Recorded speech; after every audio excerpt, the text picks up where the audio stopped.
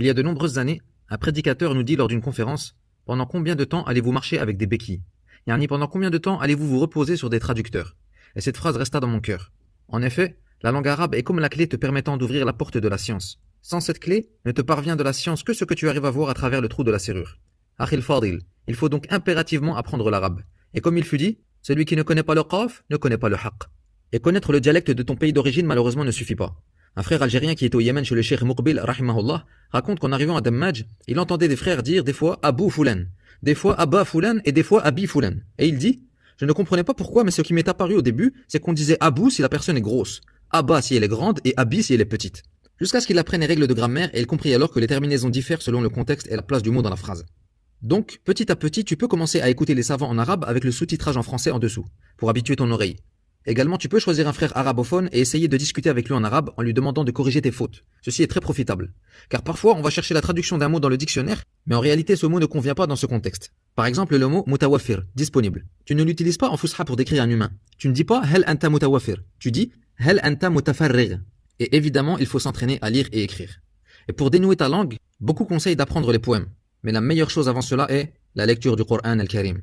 Voilà ce que je peux modestement conseiller à celui qui souhaite débuter ta'allum al-lughati al-arabiyya. Mais attention, la langue arabe n'est pas une fin en soi. Akhi, ne crois pas que parce que la personne en face de toi maîtrise l'arabe, cela signifie qu'elle est sur le droit chemin et sur la sunna. Az-Zamakshari, l'auteur du célèbre tafsir al-Kashaf, faisait partie de la secte des Mu'tazila. Et malgré cela, il fut qualifié de imam fil balagha. Et même les savants salafis firent les éloges de son tafsir pour son côté linguistique. En revanche, ils mirent en garde les étudiants débutants de le lire à cause de l'égarement qu'il contient. Au point qu'Al-Bulqini a dit: j'ai dû extraire d'Al-Kashaf des i'tizaliyat à la pincette, tant il dissimulait sa croyance corrompue par de belles paroles. Par exemple, au sujet du verset où Allah Ta'ala dit à Moussa alayhi salam: Lan tarani, tu ne me verras pas. Az-Zamakshari a dit: Lan tufidu ta'bid an-nafi. Il dit que lan dans la langue arabe indique la négation à tout jamais, yani éternellement. Et ceci est faux bien sûr, mais son intention à lui en tant que Mu'tazili est de nier la vision d'Allah dans l'au-delà, car ceci est leur croyance. Voilà pourquoi il dit Lan tufidu ta'bid, yani comme si Allah avait dit à Moussa alayhi salam: tu ne me verras jamais. Alors que les gens de la sunna sont unanimes sur le fait que les croyants verront Allah yawm al-qiyamah ainsi que dans le paradis. Nas'alullah an nakuna minhum. Donc il se peut que le lecteur débutant ne fasse pas attention à ce détail et sans le savoir il est en train de prendre des shubuhat. Conclusion, le fait que des imams dans la langue arabe se soient égarés nous indique que notre compréhension de la religion d'Allah tabaraka wa ta'ala ne dépend pas uniquement de la maîtrise de cette langue. Il faut donc demander sans cesse à Allah la guider et le raffermissement sur la vérité.